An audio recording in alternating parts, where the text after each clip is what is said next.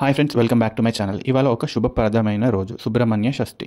సుబ్రహ్మణ్య షష్ఠి అనేది లార్డ్ సుబ్రహ్మణ్య అంటే మన కార్తికేయ స్వామివారికి అంకితం చేసిన పవిత్ర పర్వదినం.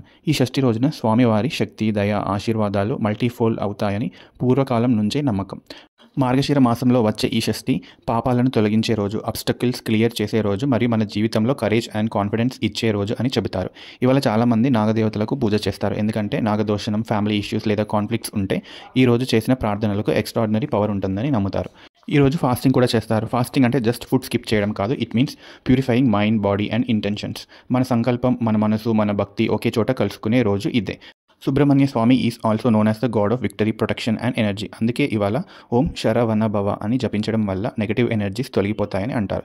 ఈ రోజు చేసే స్వామి పూజ మనకి courage, health, family, peace, job, success, education, blessings అన్నీ ఇస్తుందని భక్తులు నమ్ముతారు. Please subscribe my channel and అలాగే స్వామివారి ఆశీస్సులు మీకు ఎప్పుడూ ఉంటాయి. Thank you.